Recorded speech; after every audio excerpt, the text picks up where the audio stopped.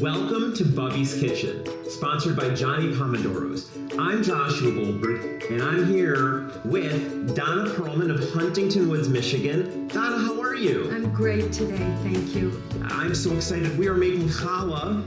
And I am so happy that you're here, Josh, to help me make this special challah. So the first thing that we do is we dissolve 1 package of rapid rise yeast into 2/3 cup of warm water, along with 2 teaspoons of sugar. Then into the mixing bowl, Josh, we are going to put 4.5 cups of flour. Okay. And this is bread flour. So, Josh, would you make a well in the middle of that dough, please? Absolutely. We're going to use this tool right here. I don't know why that we make a well, but every Jewish recipe says to make a well when you're making challah. So that's what we're going to do. All right. The first thing we're going to do is add the yeast into the well. Then I'm going to add 2 eggs. We should say that there are many different types of challah, but traditional Ashkenazi challah utilizes eggs, which makes it rich. Now we're going to add 1/3 cup of sugar, 1/3 cup of canola oil, a teaspoon of salt, and 3/4 cup of warm water. The next thing we're going to do is just mix this up for about 30 seconds, okay? And then after it's all mixed, we're going to transfer it to a dough hook. Are you counting? Okay, Josh, I think it's been about 5 minutes. Yeah. And look how beautiful this dough is. You can tell all of those ingredients have really, they're really well mixed. Yes, and they're kneaded, which we really wanted. That's the secret of making good bread, is the kneading. Yeah. So I'd like you to spray the It'll be my honor. And then we're going to let this rise for 2 hours. And you can see how elastic this dough is. Yeah. Okay. Yeah. You might have to excuse me, but I have to use my hands to get this. You are so excused. And this is the way it goes. This is a real Bubbie's Kitchen. Yes. Okay. And we want to make sure that it's greased all over. Okay, Josh, will you cover that now? So we're covered. Okay. And now we're gonna let it rise for 2 hours. Great. And while we're waiting, a word from our sponsor, Johnny Pomodoros. Welcome to Johnny Pomodoros. Hi, I'm Dan, and I invite you to shop local and fresh. Give us the opportunity to earn your business. If we don't have it, we'll get it for you. Shop Johnny Pomodoros, your neighborhood store. Donna, I love the art on the table. Thank you. You were sharing, you didn't buy this. No, I certainly did not. I've been potting for many, many years, but since I retired about 10 years ago, pottery has become my passion. Wow. And I enjoy wheel throwing, I enjoy slab building, and I like to combine both, as you can see here. Okay, so the dough has been rising now for 2 hours, and it's ready to be braided. But the first thing we have to do is punch it down.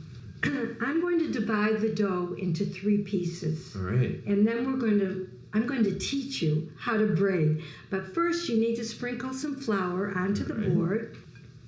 You can be a little bit more generous. All right. Okay. It looks great. Yeah. Well, it's very elastic, isn't it? It is. Okay. And that was that wheat that we were talking about. That's right. So I want you to watch what I'm doing, okay? Because this is a coil. This is what I do in pottery, actually. I want you to kind of stretch it like that. Okay? You see? I do, yeah. Okay. Here you go. Ready? Right.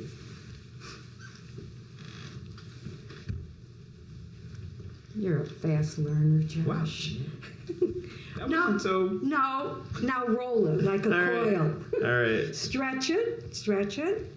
There you go. All right. This challah making came from a very special person. This is a picture of my grandma Bessie, who came to the United States in the early 1920s from David Hordak in Belarus.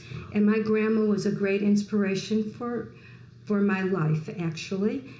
She taught me the love of making challah and baking and a lot of other things, too, that go into life. You spent years, of course, making her challah Right. and experimenting. Right. And then one of your daughters ended up with a challah recipe of her own, which you then incorporated. That's the new family challah recipe in the spirit of Grandma Bessie. Right, you got it. It's beautiful. So are you ready to learn how to braid? Let's braid. Okay, so you take one Okay. and put it in the middle. Okay. Okay, now I want you to take this one and stretch it out and put it in the middle. Okay. Okay, in between the two. Now with the right All one. right. Okay. Okay, now take this one. Okay. I'm gonna put this over Stretch here in the it. middle. Let's I'll stretch it a them. little bit. Stretch as we place in the middle. Yes, I yes. see. Okay, now this one goes in the middle. Okay. Great. Okay. And then we'll put this one in the middle.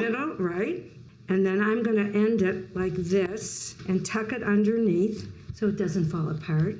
Now we're going to put it back and let it rise for another 30 minutes. This has risen for 30 minutes. And now, Josh, you are going to paint egg wash on it. And this is an egg and water, a little bit of water.